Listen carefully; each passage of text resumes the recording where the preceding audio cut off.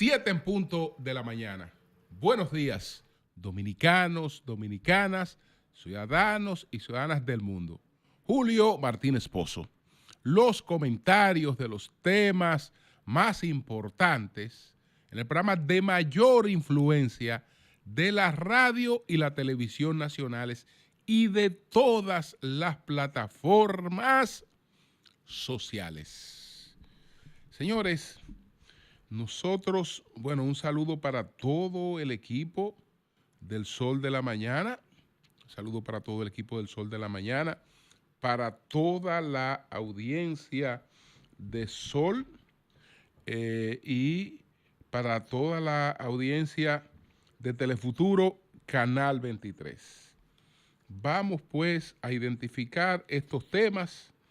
Hoy hay muchos temas, pero bueno, vamos a identificar estos dos.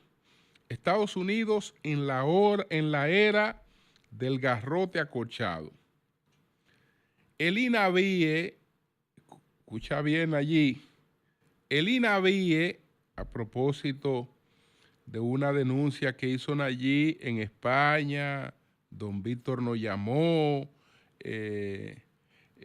refutó varias de las cosas que dijo Nayib, pero resulta que el INAVIE en estos momentos enfrenta cuestionamientos similares a los del escándalo que provocó la destitución del primer incumbente designado por el presidente Abinader. Es decir, vamos a leer un documento que contiene denuncias muy graves sobre el INAVIE. Muy graves. Entonces, arrancamos de inmediato, bueno, saludando el hecho de que el doctor Guido Gómez Mazara, después de que su visado estadounidense fuera revocado, después de haberse quedado sin visa de los Estados Unidos durante 20 años, pues ha regresado de nuevo, ha podido regresar de nuevo a los Estados Unidos, ya no en la condición humanitaria en la que viajó frente a una desgracia que vivió su familia, que fue este acontecimiento tan triste de la muerte de un hijo del doctor Gómez Mazara. En esos momentos, en esas circunstancias tan tristes, él viajó a los Estados Unidos, pero él no podía viajar a los Estados Unidos y le ha sido restablecido su visado. Qué bueno, porque eso le permite desarrollar sus actividades políticas plenamente. En Estados Unidos, viven muchos dominicanos que son claves para los procesos electorales en la República Dominicana, y el doctor Gómez Mazara es un aspirante presidencial del Partido Revolucionario Moderno. Entonces, eso lo coloca en igualdad de posibilidades de movilización que los otros aspirantes del PRM. Él ayer, en un gesto, digamos que simbólico, hizo una visita al centro académico donde estudió el New School Social Research en Nueva York. Él ha viajado a una actividad en Washington relacionadas con sus funciones en el Indotel, pero hizo esta parada en Nueva York para visitar pues el New School for Social Research. Así es que nuestro saludo al doctor Gómez Mazara. Estados Unidos nunca explicó las razones, ellos nunca lo hacen, por la que le fue revocada la visa al doctor Gómez Mazara. Él la atribuyó siempre a inquinas de naturaleza personales. Y bueno, hoy ha regresado, ayer ha regresado a Estados Unidos en un momento en el que el senador Bob Menéndez se prepara para en los próximos días empezar a cumplir una condena a 11 años de prisión, que uno sabe que eso termina en cualquier momento con un perdón presidencial.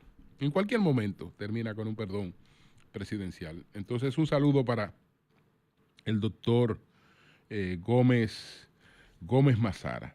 Entonces, señores, miren, debo informar que en el día de ayer tuve la oportunidad de participar en un almuerzo con el señor presidente de la República, un almuerzo con directores de medios, que agradezco la invitación porque además se me tributó un brindis con agua a sugerencia de nuestro querido amigo don Roberto Cavada en ese almuerzo con el presidente Abinader. Eso fue en el día de ayer. Hoy pues vuelvo al Palacio para participar en el encuentro que hará con los medios, tanto nacionales como internacionales, que harán con los medios el presidente Luis Abinader y el secretario de Estado de los Estados Unidos, don Marcos Rubio. El encuentro de ayer no era una rueda de prensa, no era un encuentro propiamente noticioso, sino un diálogo donde se preguntaba con libertad sobre cualquier tema, pero no estamos hablando de temas cuyas preguntas se formulan con la finalidad de producir a partir de ellos informaciones. Porque en el ambiente y la forma en la que se da, pues eso es una cuestión interna, porque incluso se dan muchos intercambios. El presidente Abinader tiene un carácter muy democrático, en el sentido de que el presidente con normalidad discute las cosas.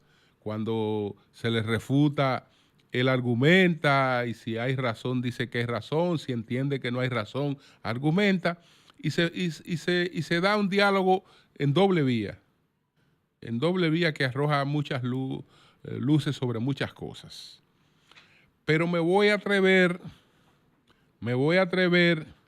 a hacer una revelación sobre algo que le pregunté al presidente Abinader. Voy a hacer esa revelación, y ya que voy a hacer esa, voy a hacer otra también, pero de esas que realmente no causan afectaciones, pero que sí son muy importantes.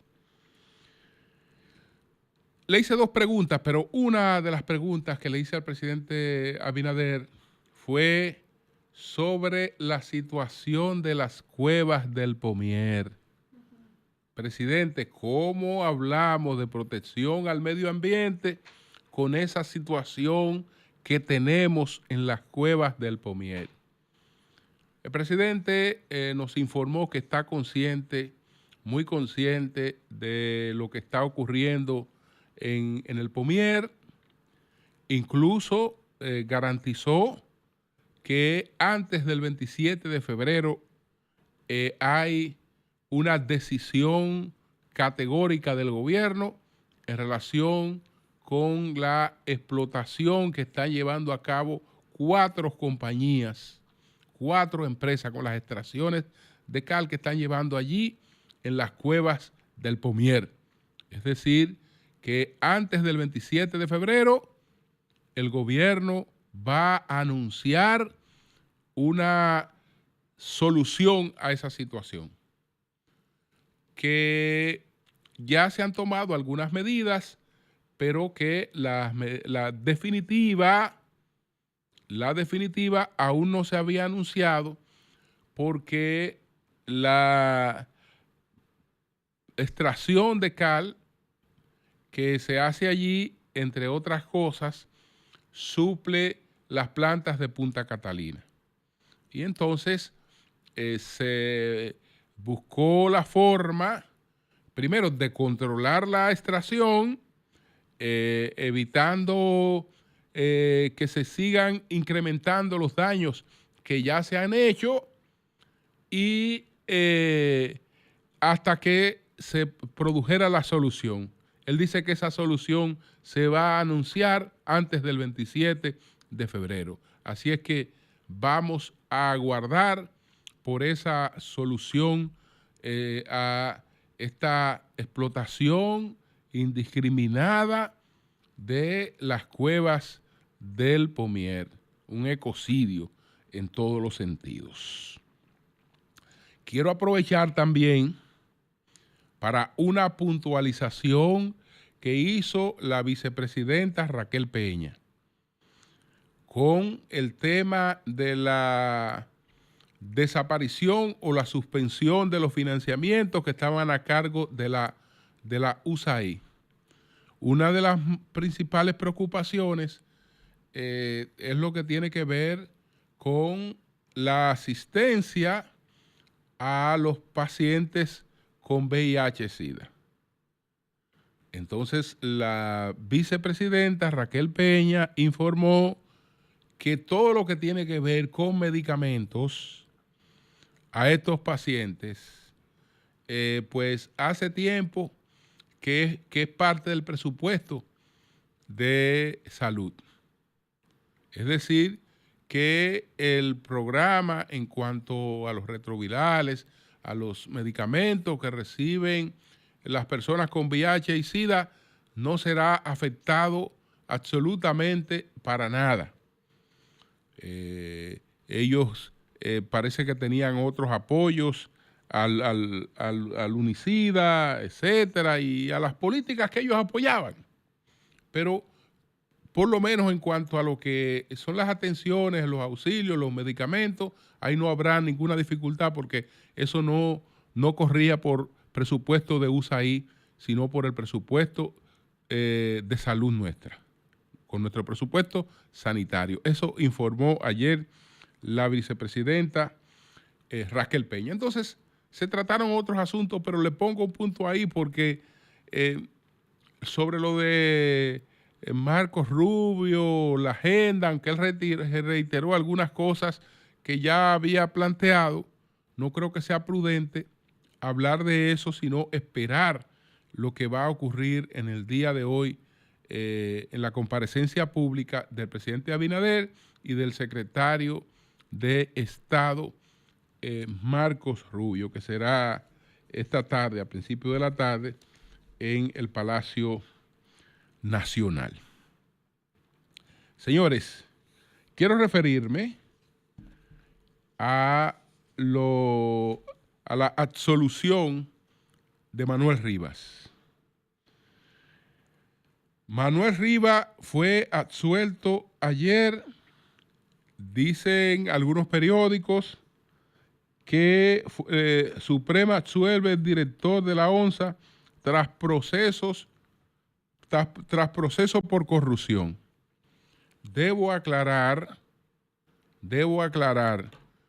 que realmente sobre él no pesaban imputaciones de corrupción.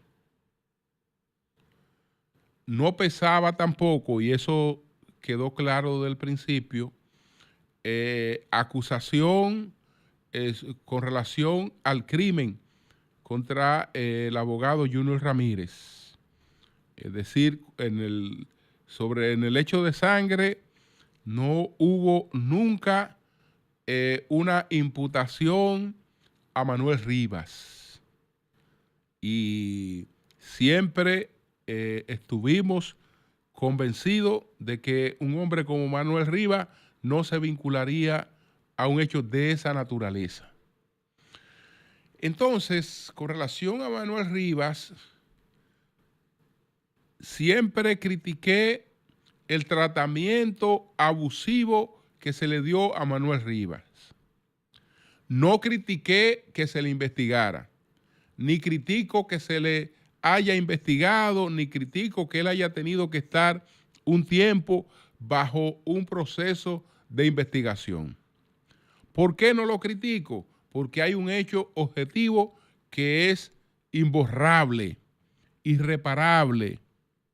Hubo un crimen, hubo un asesinato de una persona. Y si bien es cierto que Manuel Rivas no tenía vínculo con el hecho de sangre, el hecho de sangre se originó por personas, o lo originaron personas que eran de la confianza de Manuel Rivas y que trabajaban con Manuel Rivas en la ONSA.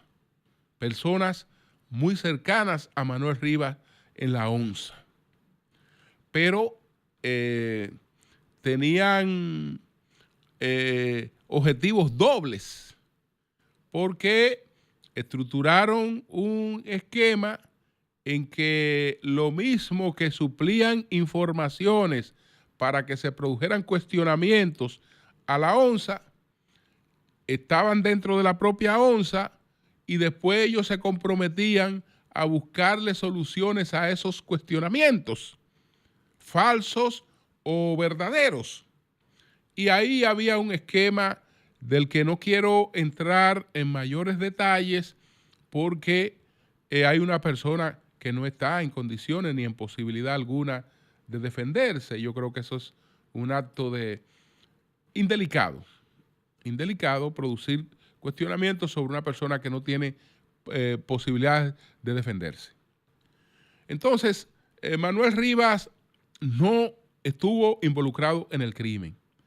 Manuel Rivas no creo que conociera de la estructura de chantaje que se articuló desde lo interno de la propia institución. Pero él era el responsable, él era el titular de la institución, por lo tanto, cargaba con responsabilidades de lo que ahí ocurriera. Y en ese sentido, debió ser investigado. En ese sentido, debió ser investigado. Entonces, yo no voy a decir hoy, bueno, que los años... No, él debió ser investigado porque hay un crimen. Y el crimen se cometió por parte de personas que trabajaban con él. Pero él nunca tuvo que ver con lo del crimen. Tampoco con actos de corrupción, y eso sí, y eso lo quiero precisar también. No, él no estaba imputado por corrupción. Incluso a él se le había absuelto de esas acusaciones de corrupción. Él había sido declarado ya no culpable. Se había descartado, mira, en el caso de él se había descartado los delitos de soborno, prevaricación, desfalco, estafa y asociación de malhechores. Es decir, todos los tipos criminales que le habían sido imputados ya habían sido descartados. Habían sido descartados, es decir, él no estaba enfrentando ningún tipo criminal, ni estaba acusado de corrupción. Pero como aquí hay que atender dos códigos a la hora de juzgar a una persona, porque una es el Código Penal. Una es el Código Penal y las distintas leyes, pero el Código Penal, y otra cosa es el Código Mediático. No había posibilidad de condenarlo ni acusarlo por el crimen. No se le podía acusar por corrupción, pero los jueces dijeron, no, pero es que ahí afuera está reclamando que se haga algo. Bueno, como ahí afuera se está reclamando que se haga algo, hay que hacer algo. Mire, señor, usted va a ser condenado por faltas administrativas que no son penales, que no son objeto de sanción penal, y se les retuvo una condena por cuestiones administrativas que no conllevaban una sanción penal. Entonces, como en la apelación, cuando la Corte de Apelación vio el caso, que porque él había sido absuelto, La Corte de Apelación dijo, sí, está bien que lo absolvieran por todas estas cosas, pero vamos a dejarle alguito, que se resuelva después. Y lo condenaron por cosas que no podían condenarlo, porque incluso dice la decisión de la Suprema que los jueces de la segunda Cámara Penal de la Corte de Apelación habían aplicado una disposición derogada.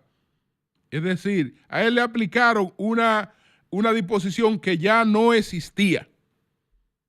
Pero ¿para qué se hace eso? Sencillamente para satisfacción de la opinión pública. Entonces uno se coloca por encima de todas las normas jurídicas. De eso es que ahora él ha quedado absuelto. Y me alegra bastante por el ingeniero Manuel Rivas, que tenía 7 años y 2 meses en estos padecimientos. 7 años y 2 meses. Bueno, señores, miren. Debo explicar rápidamente porque antes de pasar a lo del INAVIE, debo explicar rápidamente qué ha ocurrido con la política exterior de los Estados Unidos, sobre todo hacia la región, pero cómo ha evolucionado esa política exterior de los Estados Unidos. ¿Qué es lo que más nos importa a nosotros, la política exterior de los Estados Unidos? Y a nosotros y al mundo. Porque Estados Unidos se gobierna a sí mismo, pero también gobierna el mundo con su política exterior, o intenta influir con su política exterior en todo lo que ocurre en el mundo. Entonces, rápidamente, les recuerdo lo que hemos planteado muchas veces, que fue lo de la doctrina Monroe. La doctrina Monroe 1823. Habíamos explicado ayer que esto viene después del final de la guerra napoleónica, y entonces hay un orden económico y social que va a llegar hasta el inicio de la Primera Guerra Mundial. En ese orden económico y social que va a llegar hasta el inicio de la Primera Guerra Mundial, Estados Unidos todavía no es la primera potencia del mundo, pero ya empieza a tener alguna influencia. Había expulsado a España, de América, y se había quedado con lo que le quedaba a España. A España le quedaba a Cuba, le quedaba a Puerto Rico, le quedaba el archipiélago de las Filipinas, y en 1898 concluyó la guerra hispano-estadounidense con la expulsión de España. El beneficiado inmediato de la salida de España no fue Estados Unidos. Estados Unidos empezó a cobrar parte del pastel, pero el beneficiado inmediato fue Inglaterra, que entonces llegaron los procesos de independencia de todos nuestros países. Inglaterra empezó a llegar con los préstamos para amarrarnos a todos, y nos amarró absolutamente a todos. Entonces surge la doctrina Monroe. Y la doctrina Monroe, que surge en el año de 1823, lo que plantea la doctrina Monroe es que cualquier incursión de cualquier potencia extranjera en América es, digamos, agresiva contra los intereses de Estados Unidos. Y entonces Monroe concibe algo diplomáticamente que sonaba bien, sonaba muy bien, porque Monroe habló de América para los americanos. América para los americanos. Pero la doctrina Monroe después va a experimentar un cambio. Va a experimentar esa América para los americanos. Esa América para los americanos se va a convertir en América para los estadounidenses, con una modificación de la doctrina Monroe. Esa modificación de la doctrina Monroe es lo que se llama el corolario Roosevelt. Corolario Roosevelt es la modificación de la doctrina Monroe. Pero en vez de llamarle corolario Roosevelt, vamos a llamarle, como me dijo hace muchos años que se llamaba el profesor Leonel Fernández, conversando en Vanguardia, me decía, no, corolario Roosevelt no, el gran garrote, la política del gran garrote, que fue el corolario Roosevelt. ¿Qué hizo Roosevelt con la doctrina Monroe? Aplicó la doctrina Monroe, pero la hizo más agresiva. Y entonces creó una serie de enmiendas en la que permitían la intervención de Estados Unidos en caso de que Estados Unidos vea que cualquier país tiene situaciones de flagrancia, de violencia, de afectación a los intereses americanos. Estados Unidos estaba en capacidad y en posibilidad de intervenirlo.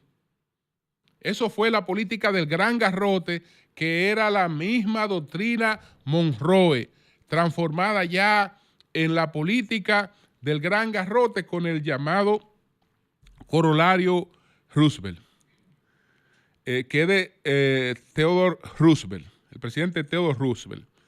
Otro Roosevelt le va a suavizar el corolario Roosevelt, que es Franklin Delano Roosevelt. Y Franklin Delano Roosevelt va a coger la doctrina Monroe, que ya era la política del gran garrote, y la va a transformar en la política de la buena vecindad. Y él, en la doctrina Monroe, la transforma con la política de la buena vecindad, porque ya se habían producido una serie de acontecimientos y había que variar la cara de ese gran garrote, de todo ese proceso de intervención y de todas esas agresiones. No, venimos ahora con una política de buena vecindad. Y él enarboló la política de la buena vecindad. Pero la política de la buena vecindad duró poco. Duró poco porque después se volvió en cierta medida al gran garrote. Después nos devolvimos al gran garrote. Hasta que se produjo el triunfo de la Revolución Cubana en 1959. Cuando se produce el triunfo de la Revolución Cubana en 1959, entonces viene otra política que es la que lanza el presidente Kennedy en 1961, que esa es la de la Alianza para el Progreso.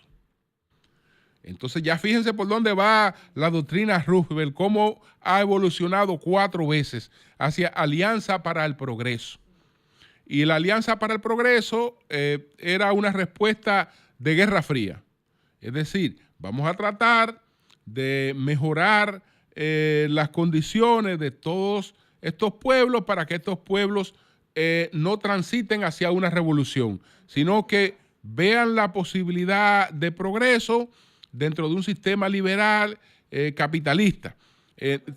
Entonces ahí está lo del cuerpo de paz, ahí está la USAID, están todas esas cosas en lo que es la Alianza para el Progreso. La Alianza para el Progreso, pasan los años, se diluye, Estados Unidos la deja ahí, pero ya no con mucha efectividad, porque se va olvidando después totalmente de la región, hasta que en 1979 se produce el triunfo de la Revolución Sandinista. Cuando se produce el triunfo de la Revolución Sandinista, viene otra versión de lo que empezó como la doctrina Monroe en el 1823.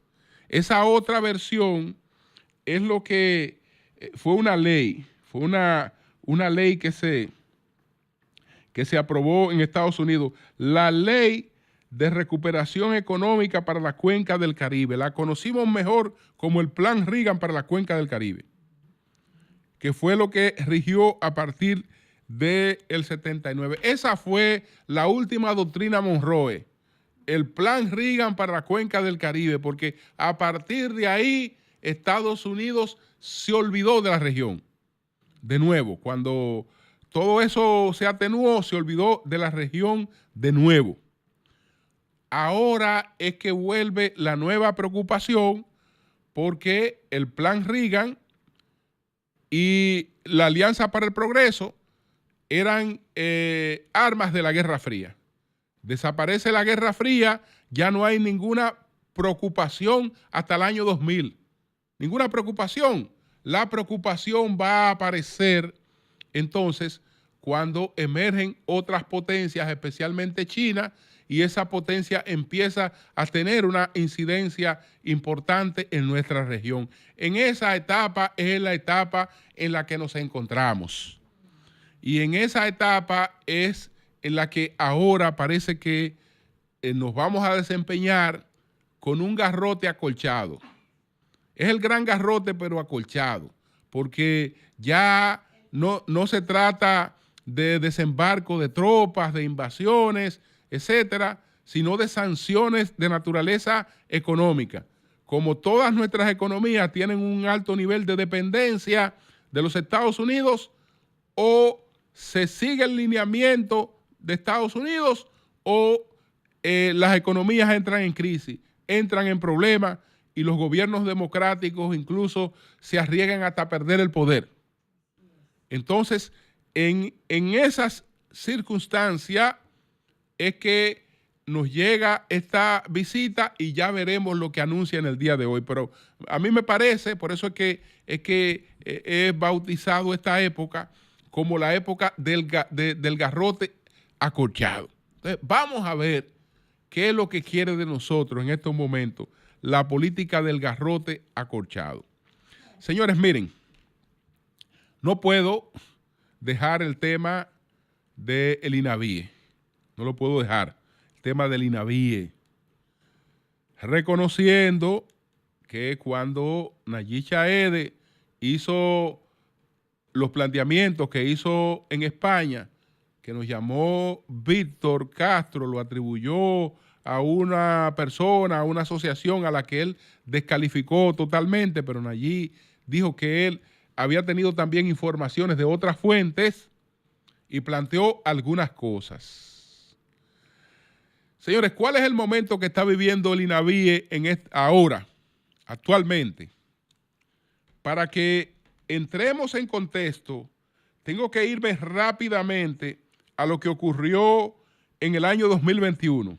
Y voy a buscar una crónica para decir lo que ocurrió en el 2021 antes de dar lectura al documento que voy a dar lectura aquí. El presidente de la República, Luis Abinader, designó a Víctor Ramón Castro Izquierdo como nuevo director ejecutivo del Instituto Nacional de Bienestar Estudiantil mediante el decreto 733-21 en sustitución de Cecilio Rodríguez. Previo a la destitución dada a conocer hoy, Rodríguez había cancelado a 5 funcionarios de la citada institución pública después de la publicación en este medio de una investigación que reveló que se habían adjudicado contratos a 1.260 suplidores que no cumplían con el pliego de condiciones para suplir almuerzo escolar en los centros educativos públicos. Entonces, ¿de qué estamos hablando allí? Un escándalo, porque se asignaron contratos a suplidores que no estaban en condiciones de suplir lo que se habían comprometido a suplir.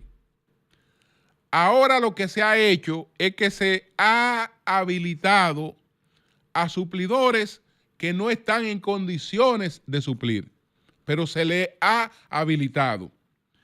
Y yo quiero aquí ceñirme, porque reclamé para esos fines un documento,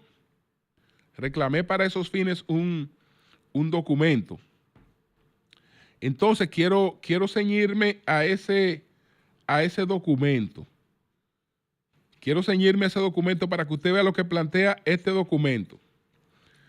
Las principales asociaciones del sector textil dominicano, representada por la Federación Dominicana de Textileros, FEDOTEX, la Asociación Dominicana de Industrias Textiles, ADITEX, la Asociación de Industrias Textiles del Cibao y del Norte, ACITET, la Asociación de Pequeñas y Medianas Empresas Textiles, APIMETES, y la Asociación de Textileros Dominicanos, ASOTEDON, expresan su profunda preocupación ante la reciente habilitación de oferentes en los procesos de adquisición de utilería escolar por parte del Instituto Nacional de Bienestar Estudiantil, INAVIE. En reiteradas ocasiones hemos instado al INAVIE a garantizar que estos procesos se lleven a cabo con total transparencia, cumpliendo estrictamente con los requisitos establecidos en los pliegos de condiciones, y citan las numeraciones de esos pliegos de condiciones. Asimismo, hemos abogado por un mecanismo que evite la participación de intermediarios, asegurando que el proceso sea exclusivamente de fabricación nacional.